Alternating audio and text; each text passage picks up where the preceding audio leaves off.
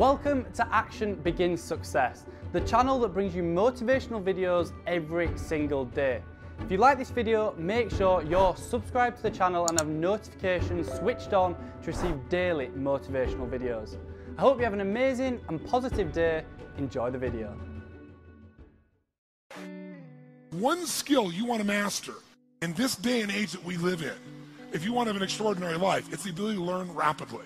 Because today, there is more opportunity to do more things, learn things, create things, experience things than any time in human history. But most people are way, way, way behind the times unless they grew up with technology and learning.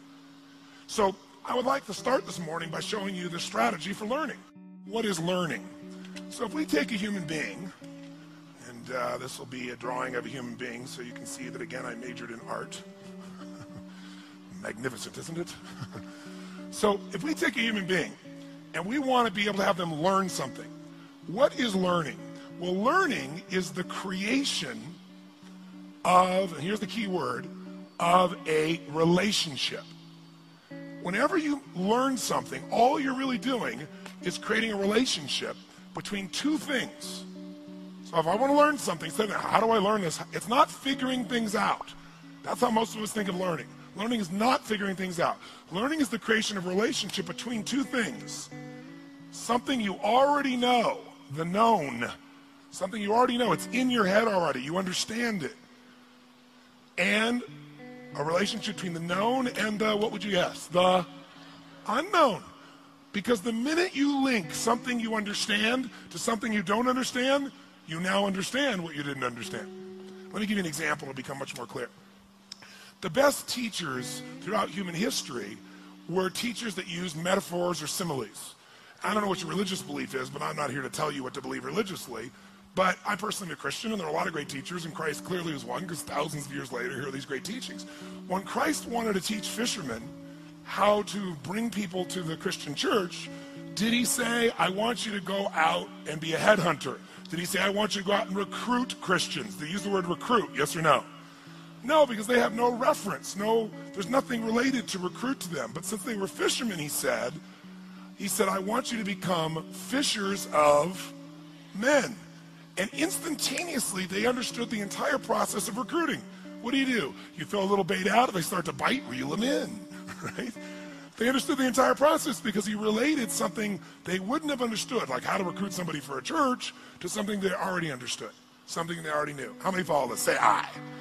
How many of you saw the movie Dances with Wolves with Kevin Costner? Did you like it?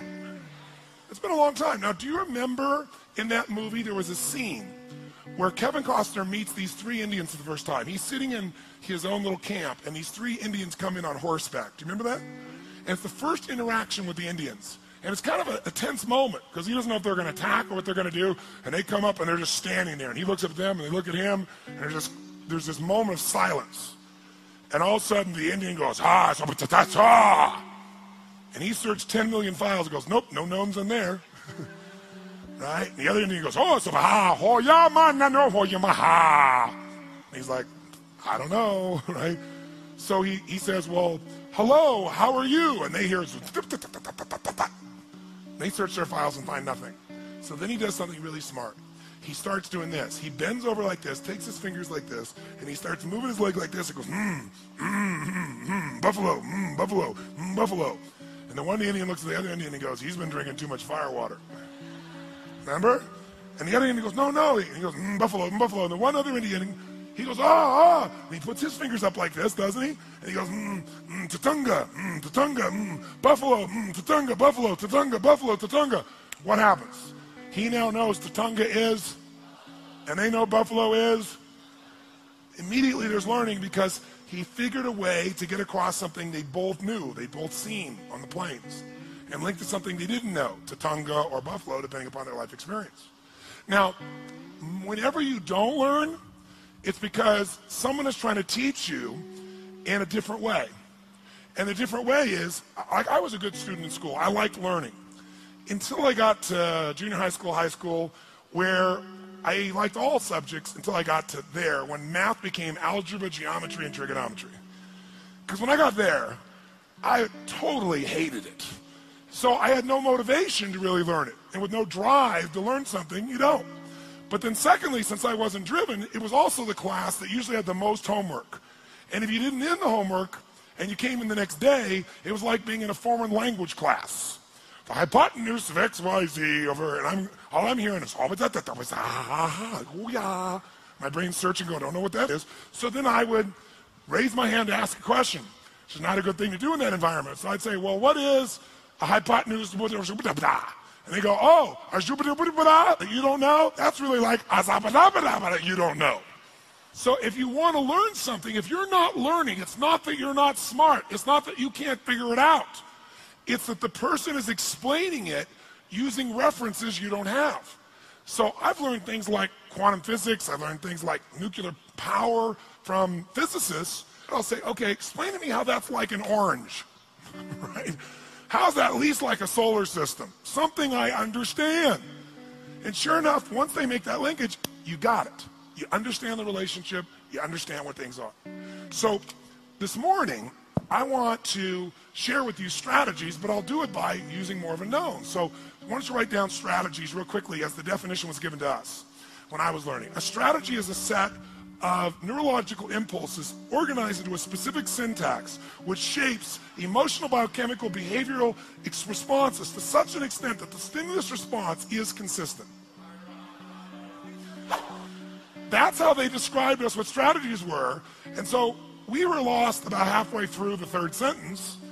And so what happens is when you can't figure it out, then you go in your head, you're like, I can't figure it out, what does he mean, what's going on? And then you're gone because you get out of state of being able to learn. So that's why I took 4.5 days. So I'll give you a simpler definition. A strategy is nothing but a specific way of organizing your resources.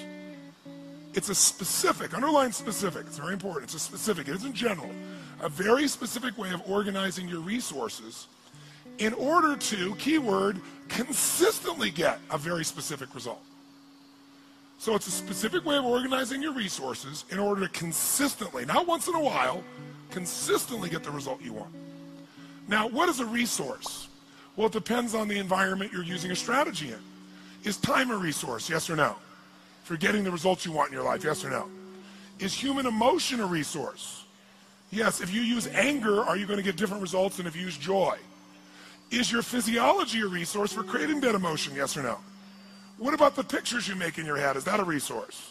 Is what you say a resource? Words a resource, yes or no? Sure. So there's unlimited resources, but the way you organize those resources determine whether you're broke or rich. Your time, your mental focus, your attitude, the way you work or don't work, where you spend money or don't spend money. See, it's not can you be rich or poor, it's just strategy. The problem is most people are unaware of what their strategy is. Most people have an excellent strategy for having too much month at the end of the money. Excellent strategy, and it's very effective, and it consistently produces that result, doesn't it? How many have ever mastered that strategy in your past? Say, aye. But if you organize your resources differently, can you always have an abundance of money, yes or no? Sure can, but it starts with the resources, what's going on here and here, because that's what determines all your other behavior. If we change your mental and emotional pattern, it'll change the way you earn, it'll change the way you spend, it'll change the way you do everything. So the ultimate strategies are mental and emotional, because they shape everything else.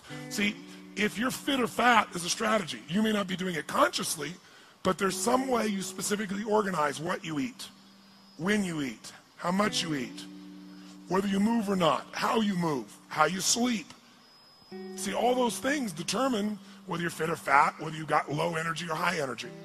Are there specific ways of organizing your resources, of what you focus on, what you breathe, how you feel, how you move, how you eat, that will consistently cause you to have low levels of energy, or even bad? Are there strategies of dis-ease, that if you consistently do this, you can count on having disease in your body, yes or no? Are there strategies of energy and health, yes or no? We're going to focus on those tomorrow. So there's strategies for anything. Are there strategies for having consistent passion and love in an intimate relationship, do you think, yes or no? And are there strategies that will cause you to constantly be pissed off or sad? Yes, focusing on yourself as a focus tool is an example. Using your body in a certain way, thinking about things in a certain way. So anything you've ever done, almost everyone in this room, who here has ever had a relationship for some period of time, even a day, where it was magnificently fulfilling and exciting for you and the other person? Say, aye. Then you have a strategy, and you think it's time, that changes, but it's not, it's your strategy. So the secret this morning is identifying what is it that you do when you succeed, and then doing just that when you want to succeed each time. It's like once you know the buttons, you hit those buttons and make it happen. Thanks for watching this Tony Robbins motivational video. Down in the description below I have listed my top 3 Tony Robbins books, so make sure to check them out. It'd mean the absolute world to me if you could like this video, and if you have any questions or comments, drop them just below. If you want to see our most recent video, click here, or for a totally random video, click here. Once again, thanks for watching, and I'll see you in the next one.